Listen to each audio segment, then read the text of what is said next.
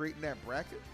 And we'll get this thing started, man. Looks like we're on pace to really kind of get this thing started by at least 4 at the latest, I want to say, for that top 8. We're making some good timing. Which is pretty much like the amount of time I would imagine it would take to do a top 8 here. So, yeah, we're making some very good time here. Dabuz and Hbox, 2 of Liquid's finest, about to duke it out.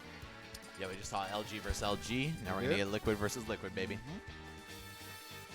All right. Well, we know who Dabuz will be, or who Hbox will be going with. Curious to see what Dabuz will pick out here between. Definitely won't be Min for sure. Take that off the board. Terrible, terrible matchup. But that Rosa or that Olimar certainly will be making an appearance. Or Alf, excuse me. Man, how funny is that, by the way, that like Min, one of the best characters in the game, has a hard time with Puff of all characters. It's the beauty of a game like Ultimate. It is, man. You never quite know. Let's see. It's going to be, all right, Alf versus Puffs. Sign me up for that one. Thought we were going to get the battle of the floaties. I was getting a little nervous. Hey, this one's floaty too, bro. not as bad, though. Not as bad. Yeah. We'll see. I'm kind of surprised, though. I feel like Puff can just crush through all those Pikmin with the long-lasting aerials.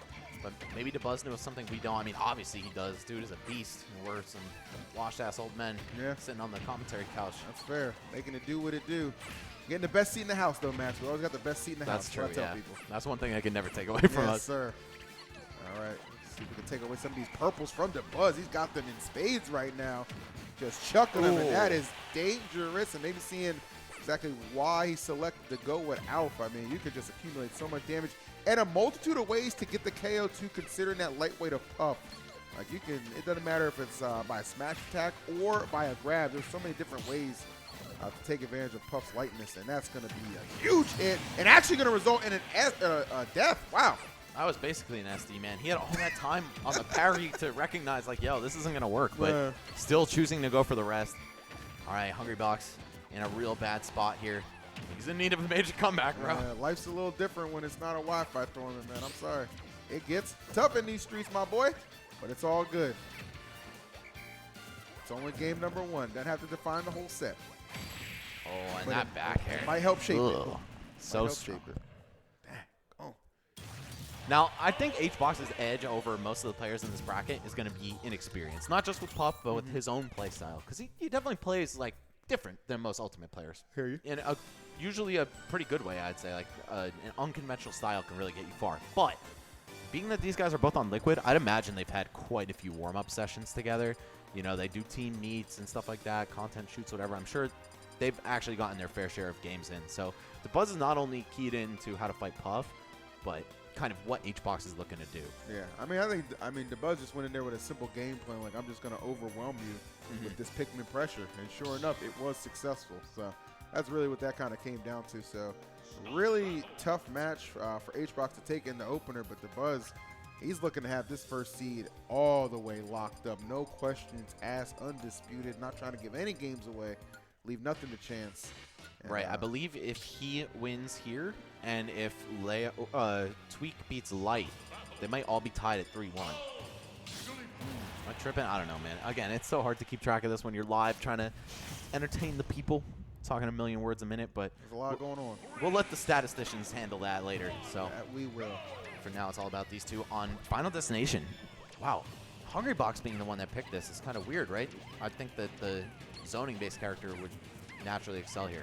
Yeah, it's interesting because remember, like he went with Kalos against Tweek too in their set, and that was a little bit of a head scratcher as well. So maybe just just the layout just a little more comfortable to him. That's all I can really think. We'll see if it works out. So far, I mean, just a smidge of a lead, 14%, but a forward air and a Pikmin lash. That's all it's going to take to even it back up or pull things back into Dabuz's favor. Forward throw sending at such a nasty angle, but of course, Olimar doesn't really care about that, being that he can act out of his up B. He can take the high recovery, no problem. Yep. Oh, okay, nice. Gets him with the grab off of the dare. This could be Hbox's time to excel. Buzz, though, ready for the attack. Oh, my God. I like and it worked. Wow. Hold up. Mix him up a little bit. The smirk from Hbox, very much so deserved. Hey, no platforms to hide from rollout on FD. Maybe that was the tech. That's a good point, yeah. All right, Hbox taking the first stock. And, hey, if they have played, like I'm forecasting that they have, that also means Hbox has been able to collect data on Dabuz, which is a unique advantage for him that he doesn't have over most of the field here. I'd say just in general for the amount of online Wi-Fi tournaments he enters, like you're gonna see a variety of characters. Alamar has been in that pool a couple times, so you know, not trying to let that game one dictate his comfortability in the matchup. And he's looking really strong on FD. This is a tremendous 180 swing in his favor right now, Max. Yeah, almost lapping Dabuz in percent here. Oh, the back air not quite going to shut it down yet. Dabuz, I'm sorry, Hbox trying to stay as ambiguous as possible with this drift back to the ledge, fading in, fading out, but Dabuz calling him out above him with that up air. Yep. Suddenly, this is just one good combo away from being dead even. Especially with this army. Look at it, white and 2 purples. 36 damage off 1 Pikmin? Are you kidding me? That is a lot of damn damage, yeah. Yo, this Olimar guy, man, we might have written him off too quickly after those nerfs. There's a reason Dabuz will still bust him out in brackets all these years later. He's insane. This is a terrifying lineup. My God. I just like Def just staring at you. Hbox got to know it too, man. He's about that percent where the right smash attack could be the wrong result. Oh, the down air. Oh, into up air as well. Yeah, Dabuz getting a lot of mileage off of that up B. A lot of creativity. Dabuz has fought his way all the way back. Nice. Raw call out right there, and suddenly that stock lead completely gone for Hbox. How's he going to find the kill? Yeah, back air is really the only thing that's going to do it. I mean, short of something like a smash attack or a rest or an edge guard. There it is. Yep. There. So strong. Gotta do that, man. Make those plays. Puff can do some nice things off of the stage as demonstrated right there. Oh, huge. Huge swing of damage right there on the side of Dabuz. Gonna cook this one up. Really wants to get this 2-0 for sure. Great start for Hbox. Has definitely been eradicated to this point. Final stock. A lot to work around too with those big Pikmin, purple Pikmin lurking. Yeah. Oh, wow. That was a lot risk to ask for, yeah. Yeah, that's huge. All right, Dabuz 2-0 over Hbox, but Hbox I thought did a great job in game number 2 for sure.